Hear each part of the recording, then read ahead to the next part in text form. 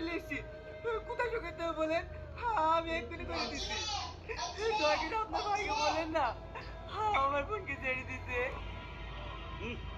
কিরে চিনি এক করে দিস নাকি? দে একটু চিনি দে। দাদা কোথায় শুকাতে হবে বলেন, আমি এক্ষুনি করে দিচ্ছি। দয়া করে আমার বোনকে ছেড়ে দিতে বলেন না। না এখনো মিষ্টি হয়নি। তুই খেয়ে যা। দাদা খা।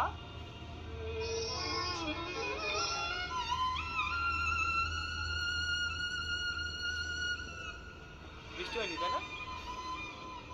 না, জানি তো চিনিটা এত ভেজাল থাকলে কিভাবে মিষ্টি হবে বল।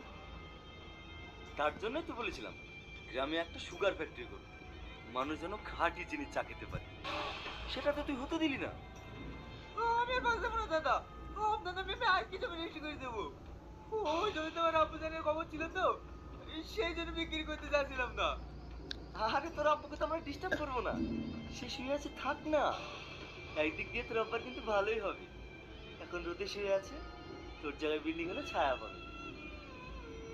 দে এইখানে সেটা করে দি। সোহেল যা উপর 43,000 টাকা নেশে দে। আমার টাকা লাগবে না, শুধু আমার বন্ধুকে ছেড়ে দিলেই হবে। কি বলিস? আমি হলাম জনপ্রতিনিধি, মানুষের সেবা করাই আমার কাজ। আমি তোর সঙ্গে অন্যায় করতে পারি বল? তোর প্রাপ্য টাকা তুই নিয়ে যা, আর তোর বোন তুই বাড়ি পৌঁছানোর আগেই পৌঁছে যাবে। নে নে সেটা করে দি।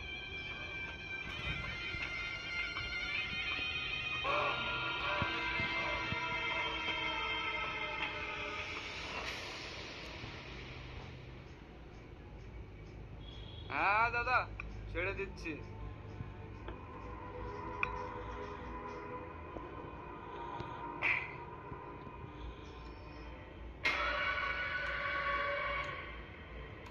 কালকুড়া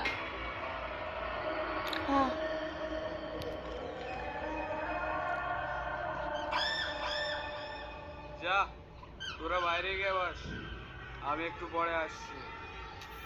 দেখ রাজু, আমাদের কাজ হয়ে গেছে, মেয়েটাকে ছেড়ে দে, ফালতু ঝামেলা বাড়াসনি। হ্যাঁ ছেড়ে দেবো? দাদা তোকে একটু বেশি ভালোবাসি বলি মাথায় উঠে বসিস নি। চামচা চামচার মতো থাকবি। চল ফাট।